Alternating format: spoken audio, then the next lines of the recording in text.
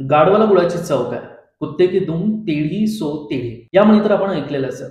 पहिल्या महायुद्धामध्ये अपयशाला सामोरं गेल्यानंतर हिटलरला एक शॉर्ट प्रिझन सेंटेन्स सर्व्ह करावा लागला होता. आपल्या या कैदेच्या काळामध्ये त्याने अनेक हिस्ट्रीचे क्लासिक्स वाचले. या वाचनामधून स्वतःला सुधारण्याऐवजी हंबल राहून त्याच्यातून काहीतरी बोध घेण्याऐवजी Hitler wrote in his own biography Mein Kampf that in those books I learned from readings that my views are extremely correct. माझे जे व्ह्यूज आहेत ते तंतोतंत बरोबर आहेत. आणि याच्यानंतर पहिल्या आणि दुसऱ्या महायुद्धाच्या मधातल्या काळामध्ये इंटरवॉर पिरियडमध्ये काय झालं that remains a blot on the human consciousness. त्याच्यामुळे गाढवाला गुळाची चव काय? हिटलर इथे गाढव आहे.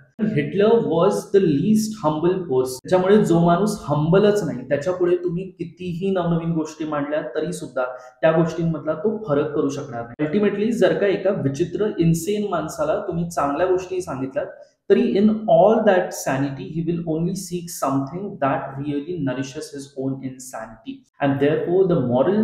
अत्यंत आगाऊ लोकांच्या मागे आपलं डोकं कुट करू नका बे. जाऊ द्या.